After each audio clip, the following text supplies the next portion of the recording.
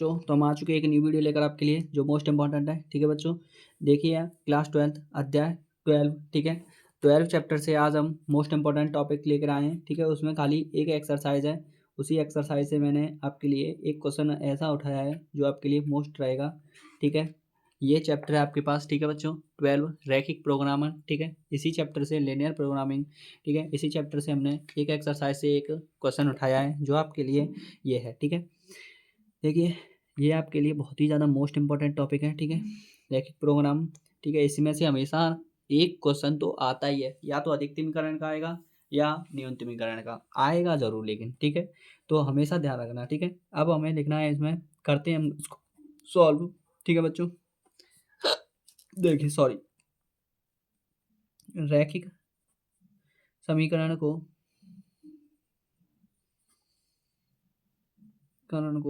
रैखिक समीकरण को समीकरण में बदलने पर असमीकाएं बोलते हैं, लेकिन इन्हें ठीक है बच्चों, असमीकाएं को आप समीकरण में बदलने पर। ठीक है, तो देखिए इसमें क्या है, आपके पास ये वैल्यू दे रखी है, तो इन्हें आपको लिखना है x इक्वल 3 हो जाएगा, ये x प्लस वाई बराबर 5 हो जाएगा, ये x प्लस 2y बराबर 6 हो जाएगा, और ये y बराबर 0 हो जाएगी। ठीक, इतना समझ में आया। आगे देखिए, इसके हमें बिंदु निकालने पड़ेंगे, जिसके बिंदु निकालने हैं उसके बिंदु निकालने पड़ते हैं। ठीक है बच्चों, आगे देखेंगे। देखिए अब इसको हमें x y, ठीक है, x पे 0 रखेंगे तो y बराबर 5 आ जाएगा, y पे 0 रखेंगे y बराबर 5 आ जाएगा। ठीक, बिंदु 0,5 5,0 सेम कंडीशन यहाँ पे करेंगे बच्चों। ठीक, x पे 0 रखेंगे y पे 0 रखेंगे, x पे 0 रखेंगे y बराबर 3 आ जाएगा, y पे 0 रखेंगे x बराबर 6 आ जाएगा।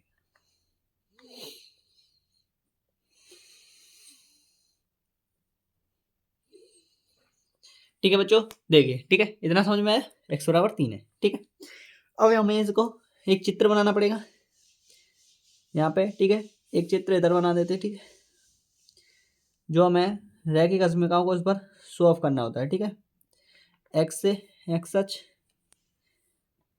y से y अक्ष। ठीक है, x पे 0 रखेंगे। ठीक है, जहाँ से यहाँ तक जाते हैं वहाँ तक बिंदु खींचेंगे, 1 2 3 4 5 और यहाँ 6। ठीक है, 1 2 3 4 5 6 यहाँ पे। ठीक, 1 2 3 4 5। ठीक, 1 माइनस का 1 माइनस का 2 माइनस का 3। ठीक है, ऐसे ही सेम इधर माइनस का 1 माइनस का 2 माइनस का 3 माइनस का 4। अब हमें उन बिंदुओं को रखना है, लेकिन पहले हमें इनको क्षेत्र बनाना होगा, क्षेत्र और लिखना पड़ेगा यहाँ पे। ठीक है, क्षेत्र लिख देते हैं, सुसंगत क्षेत्र, सुसंगत क्षेत्र। देखिए ड्रॉ कर देते हैं, या फिर लाइन पहले ड्रॉ कर देते हैं फिर सुसंगत क्षेत्र बना देंगे। ठीक है, देखिए आपके पास सबसे पहले x पर 3 है, तो x पर 3 यही है x।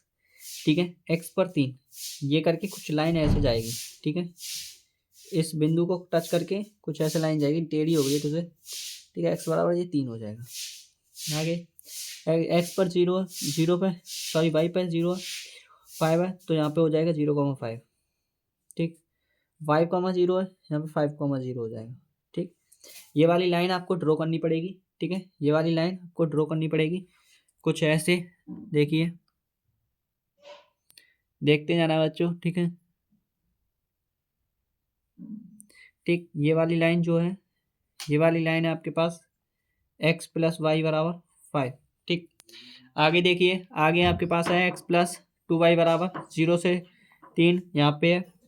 ठीक है, आगे आगे आता है 6 कॉमा, यहाँ पे आ जाएगी 6,0। ठीक है, अब ये वाली लाइन ऐसे जाएगी, ठीक, ये वाली लाइन कुछ ऐसे जाएगी। अब आपको बिंदु दिख रहा होगा, ठीक है, ये वाली लाइन आपके पास है x+2y बराबर 6। ठीक, अब आपके पास बिंदु भी देख रहे होंगे, ठीक है। अब आपको सुसंगत क्षेत्र लिखना होगा, उससे आपको पता चलेगा कि कौन सा पार्ट अंदर है, कौन सा पार्ट बाहर है, ठीक है। सुसंगत क्षेत्र से उसे हमें पता चलता है कि पार्ट कौन सा एरिया को घेर रहा है, ठीक है। तो सुसंगत क्षेत्र में हमें लिखना होता है, सबसे पहले हम इसको देखेंगे, x greater than = 3। तो अगर 0 greater than = 3 रखेंगे तो आपके पास सुसंगत क्षेत्र जो होगा यह, अगर 0 की ओर >0 की ओर मुंह है तो हमेशा ध्यान रखना वो बाहर की ओर होगा, यह बाहर की ओर, ठीक है, बाहर की ओर होगा, ठीक है। और अगर 0 <= होता है तो आपके पास वह अंदर की ओर होगा, ठीक है, क्या होगा, अंदर की ओर होगा। फिर देखिए आपके पास x+y <= 5 है। अब 0 <= 5 आता है, यह भी बाहर की ओर होगा, ठीक है। ये सेकंड पॉइंट है, ठीक है, ये फर्स्ट पॉइंट है, आपके पास यह भी बाहर की ओर होगा, यह बाहर की ओर, यह भी बाहर की ओर होगा, ठीक है। आगे देखिए थर्ड पॉइंट है आपके पास, थर्ड पॉइंट आपके पास क्या कहता है, थर्ड पॉइंट देखते जाइए। थर्ड पॉइंट आपके पास x+2y लिख रहा हूँ मैं बच्चों, आप देख लेना, x+2y > 6, ठीक है। इस वाले पार्ट में आपके पास जैसे कि ये भी 0 <= वहाँ x+2y की जगह पे 0 रख देते हैं, बस इतना ध्यान रखना है। तो यह भी क्या हो जाएगा, यह भी बाहर की ओर होगा, यह भी बाहर की ओर, ठीक है, बाहर की ओर, बस। और इसका तो 0 होता है, इस पर कोई वैल्यू नहीं होती, ठीक है, इतना ध्यान रखना है। अब देखिए यहाँ पे आपके पास बाहर की ओर है। अब देखिए अब एरिया कौन सा आएगा ये ध्यान देना है, ठीक है। जैसे कि आपके पास ये बाहर की ओर है, ये भी बाहर की ओर है, ठीक है, ये भी बाहर की ओर है, ये भी बाहर की ओर है, सभी बाहर की ओर रह रही हैं, ठीक है। ये लाइन भी बाहर की ओर है, ठीक है, सभी लाइन बाहर की ओर है।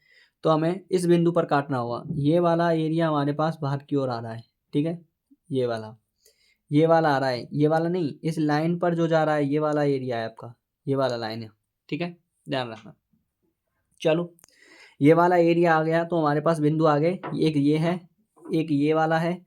ये वाले बिंदु पर कितना बनना है आपके पास, यहाँ पे देख लीजिए, ये वाला जो बिंदु है इस वाले बिंदु पर देखिए, इस वाले बिंदु पर बनना है 3,2, 3,2, ठीक है। और आपके पास एक ये वाला बिंदु है, ये वाला बिंदु पर कितना बनना है बताइए जरा, ये आपके पास बनना है 4,1, 4,1, ठीक है। और कौन सा बनना है देख लीजिए ज़रा ध्यान से, इस पार्ट में आपको देखना है, बस इसी को ध्यान से देखना है, ठीक है। और एक वाला ये है बनना है 6,0, ठीक है। बस तो यहाँ पे लिखेंगे फिर इनको, ठीक है। पहले हमारे पास ए बिंदु मान लेते हैं इसे, ए 0,5, बी हमारे पास है, बी आपके पास है इसे 3,2, इन्हें बिंदु के नाम दे रहे हैं, ठीक है। सी 4,1 और डी आपके पास है डी, डी आपके पास क्या हो जाएगा, डी आपके पास है 6,0, ठीक है। अधिकतमीकरण अब यहाँ से हमारे पास ये बिंदु हो गए, इन्हीं बिंदुओं पर हमें अधिकतमीकरण चेक करना है, ठीक है। जेड बराबर होता है -kx+2y, तो -kx+2y इस पर चेक करेंगे, बिंदु ए पर चेक करते हैं, 0,5 है तो यहाँ पे हम चेक करेंगे इसमें, तो -0 हो जाएगा, प्लस 5 दूनी 10 हो जाएगा, ठीक है, 2 गुणा 5 करोगे तो आपके पास 10 हो जाएगा, ठीक है। बी पर चेक करते हैं, बी सी, ठीक है, सभी पर चेक करेंगे। बी पर आपके पास है 3,2, ठीक है, इस पर चेक करिए। एक्स पे क्या लिख रहा है, एक्स पे देखिए यहाँ पे -3 प्लस 2 गुणा 2 इक्वल हो जाएगा -3 प्लस 4 इक्वल आ जाएगा प्लस का 1, ठीक है। सी पर देखिए, सी पर 4,1 है, ठीक है। सी पर देखिए माइनस का एक्स मतलब होता है -4 प्लस 2 × 1 इक्वल हो जाएगा -4 प्लस 2 इक्वल हो जाएगा -2। डी पर देखिए, डी बिंदु पर 6,0, ठीक है, इसमें आपके पास दिख रहा होगा, दिख रहा है ना, क्या लिखा है उसमें बताइए, 6,0 है तो -6 प्लस 0 हो जाएगा तो -6 हो गया। अब सबसे ज़्यादा किस पर आया है, इस पर, तो इस पर आया है तो यही आपके पास ए जो है, आपके पास ए जो है उसी पर लिखना होगा। तो आपके पास अधिकतम